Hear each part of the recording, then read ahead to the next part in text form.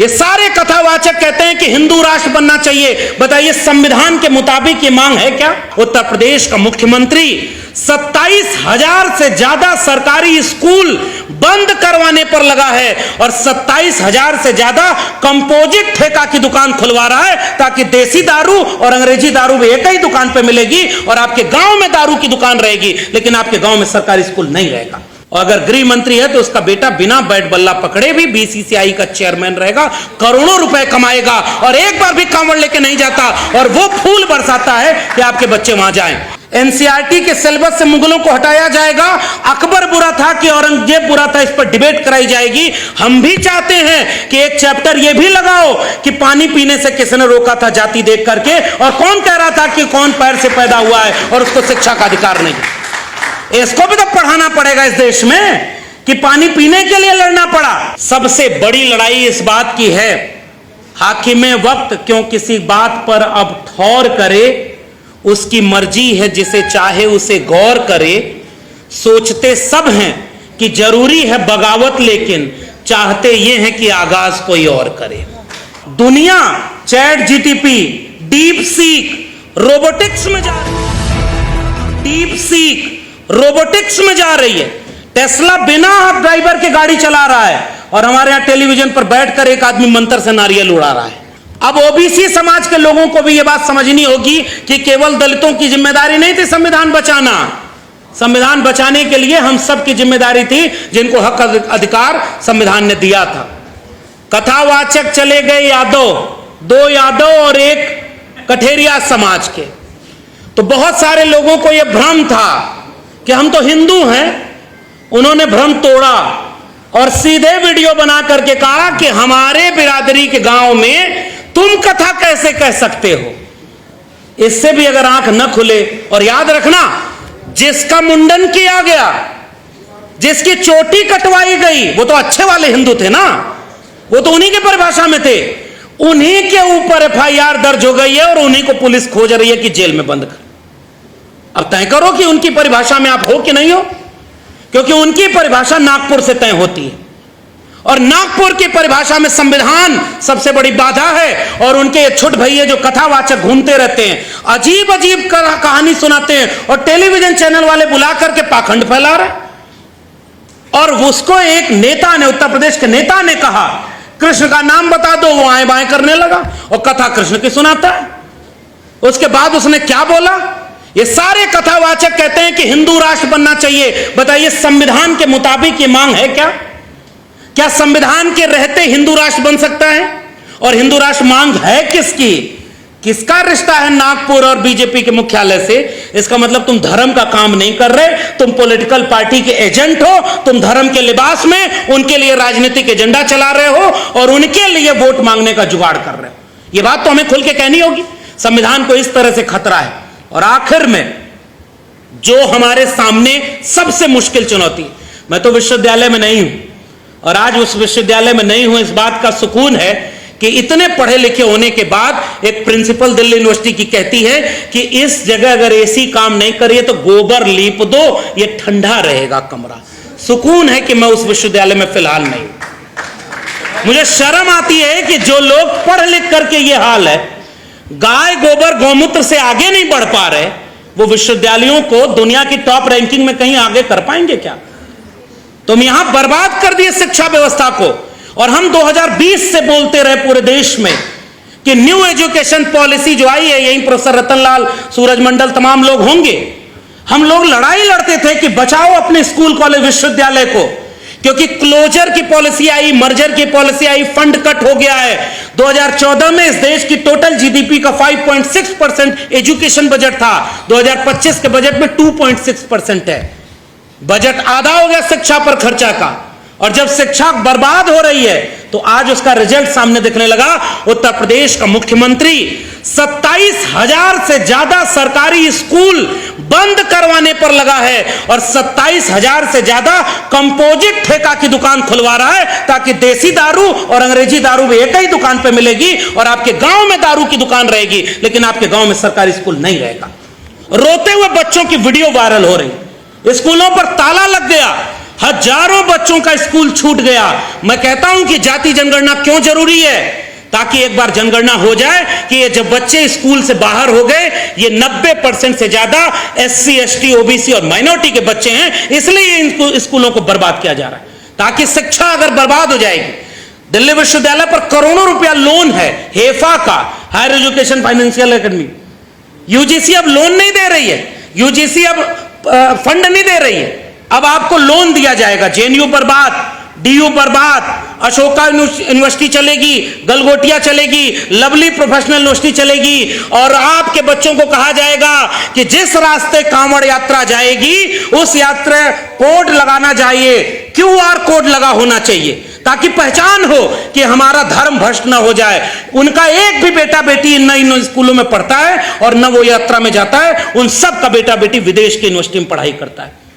और अगर गृह मंत्री है तो उसका बेटा बिना बैट बल्ला पकड़े भी BCCI का चेयरमैन रहेगा, करोड़ों रुपए कमाएगा, और एक बार भी कांवड़ लेके नहीं जाता, और वो फूल बरसाता है कि आपके बच्चे वहां जाएं।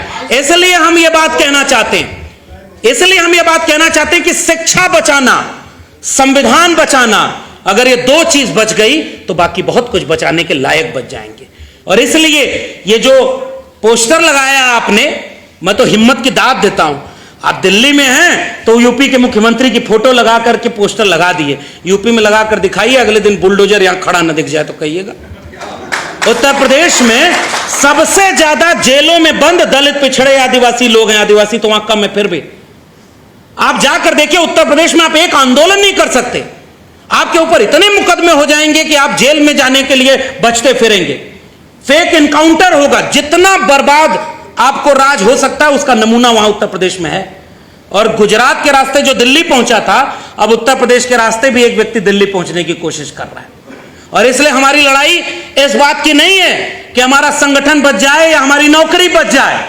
हम तो इसलिए आपके बीच में आकर के असल में हम क्या कर रहे हैं, हम कन्विंस कर रहे हैं, लेकिन एक गुजारिश करना चाहते हैं कि अगर इस लड़ाई में हम जीत नहीं पाए, अब जाति जनगणना का ऐलान कर दिया और हर व्यक्ति ने हिंदू राष्ट्र बनाने की बात करते हो, बताओ वहां पर जो नोटिस लगी है उसमें जितने लोगों को तुमने जज और उसमें नॉमिनेट किया उत्तर प्रदेश सरकार में, उसमें एक भी व्यक्ति दलित, पिछड़ा, आदिवासी नहीं है। 90% आबादी के लोग वहां प्रोफेसर, वाइस चांसलर नहीं। उत्तर प्रदेश सरकार का वेबसाइट आज भी गूगल करिएगा जाके, जितने स्टेट यूनिवर्सिटी हैं उत्तर प्रदेश में सबका वाइस चांसलर चेक करिए कौन है। उत्तर प्रदेश में पिछली सरकार थी तो उसको बदनाम कर दिया कि 86 में 46 SDM यादव बन गए, आज तक उसका आंकड़ा नहीं है। जैसे किसी भी सिलेबस कितना भी चेंज किया जाए, याद रखना NCERT के सिलेबस से मुगलों को हटाया जाएगा, अकबर बुरा था कि औरंगजेब बुरा था, इस पर डिबेट कराई जाएगी। हम भी चाहते हैं कि एक चैप्टर ये भी लगाओ कि पानी पीने से किसने रोका था जाति देख करके, और कौन कह रहा था कि कौन पैर से पैदा हुआ है और उसको शिक्षा का अधिकार नहीं है। इसको भी तो पढ़ाना पड़ेगा इस देश में कि पानी पीने के लिए लड़ना पड़ा, और यह बात कहना पड़ेगा कि आज भी जाति जनगणना का विरोध कौन कर रहा है, जो हिंदू राष्ट्र का समर्थन करता है। जो हिंदू राष्ट्र का समर्थन करता है उसके महबूब नेता कौन है? 56 इंच वाले। तो ये क्रोनोलॉजी क्या कहलाती है? ये सारे पॉलिटिकल एनिमी आपके सामने खड़े हैं और वो पॉलिटिकली आपको चैलेंज कर रहे हैं। और हमारी पॉलिटिक्स कहां है? हमारी पॉलिटिक्स यहां है कि हमारी कुर्सी बची रहे या हमारा तमाम चीजें। मैं आज भी कह रहा हूं, सबसे बड़ी लड़ाई इस बात की है, हाकिमे वक्त क्यों किसी बात पर अब ठौर करे, उसकी मर्जी है जिसे चाहे उसे गौर करे। सोचते सब हैं कि जरूरी है बगावत, लेकिन चाहते ये हैं कि आगाज कोई और करे।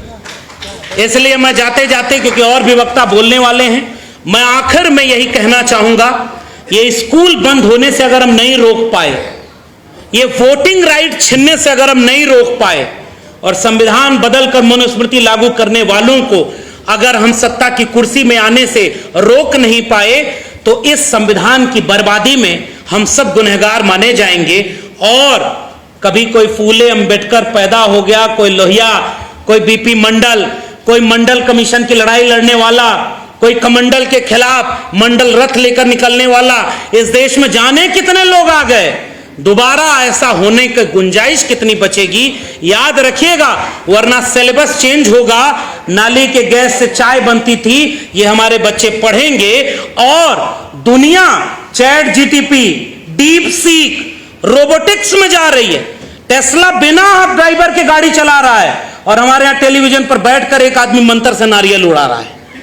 इसी फर्क को हमें तय करना है। मैं इस बर्बादी में इस मुल्क के सामने एक चुनौती बनकर के आखिरी वक्त तक फूले अंबेडकर, पेरियार और लोहिया के विरासत को, सामाजिक न्याय की विरासत को अपने विचारधारा के साथ आखिरी वक्त तक लड़ने के लिए तैयार हूं। और मैं उम्मीद करता हूं कि जहां तक हमारी आवाज जाए, इस बात का इंतजार किए बिना कि अभी तो बिहार में एसआईआर हो रहा है, यूपी पर फर्क नहीं पड़ेगा, लेकिन अगर आप पहले नहीं बोले, गांव में आग लगती थी गर्मी के महीनों में, तो उस वक्त जब गेहूं के खेत पके रहते थे तो हवा चलने पर एक साथ जलने लगते थे। इस बात का इंतजार अगर गांव वाले करें कि मेड़ पहचान करके आग बुझ जाएगी, तो कोई नहीं बचता। पूरा गांव जब खड़ा होकर के उस आग को बुझाता है, इस बात का इंतजार किए बिना कि हमारे खेत तक वो आग पहुंचेगी कि नहीं, तब तक वो आग बुझ जाएगी। इसीलिए अगर बुझाने में शामिल होना है तो इतना इंतजार नहीं करना है कि मैं नौकरी से कब निकाला जाऊं, मेरे ऊपर कब मुकदमा हो, मेरे ऊपर कब ईडी और सीबीआई का छापा हो, या मुझे कब जेल में डाला जाए। इसका इंतजार किए बिना आपके बगल में कोई लड़ रहा था। और आखिरी में एक निवेदन और कर दूं, एक बहुत प्रसिद्ध दुनिया की कहावत है, अलग अलग भाषाओं में, लड़ सको तो लड़ो, लाख विपरीत परिस्थिति आए तब भी, और नहीं लड़ पा रहे हो तो पहचानो कि आपके आसपास सच्ची लड़ाई कौन लड़ रहा है, उसका साथ दो। उसका साथ भी ना दे पाओ तो जाकर कई लोगों को तैयार करो कि लड़ने वाले का साथ दें। अगर यह भी ना कर पाओ तो चौराहे पर बैठकर उसके लिए आर्थिक संसाधनों की मदद कर दो ताकि लड़ने वाला कमजोर ना पड़े। यह भी ना कर पाओ तो जहां बैठो लड़ने वालों की तारीफ करो। आखिरी में कुछ ना हो पाए तो जो लड़ रहा है उसका विरोध मत करना, सबसे बड़ा समर्थन यही हो जाएगा। और इसीलिए मैं चाहता हूं कि हम न्यूनतम सहमति पर अधिकतम एकता बनाने के लिए 90% भारत जो गरीब है, जो भुखमरी का शिकार है, जो 1% आज भी 76% पर कब्जा है और 81 करोड़ लोग 5 किलो अनाज पर जिंदा है, ऐसे भारत को एकजुट करें, न्यूनतम सहमति पर एकजुट करें, ताकि ईवीएम हटे, ताकि कॉलेजियम सिस्टम हटे और ताकि निजी क्षेत्र में भी आरक्षण हो। सरकारी कुछ बचेगा ही नहीं तो निजी में आरक्षण कहां से लेंगे। इसलिए लंबी लड़ाई है। हम उम्मीद करते हैं कि इस लड़ाई को हम लड़ेंगे और जीतेंगे, ताकि लड़ने वालों में हमारा नाम रहे। और कुछ पैसा लेकर, पद लेकर उधर चले जाकर के कुछ बड़े बड़े लोग हमारे विद्वान उधर चले गए, तो उनमें कम से कम मेरा नाम शामिल नहीं है। इस बात का शुक्रिया अदा करता हूं और तमाम लोगों को बहुत बहुत धन्यवाद। चैनल के साथ जुड़ने के लिए सब्सक्राइब करें और बेल नोटिफिकेशन दबाना ना भूलें।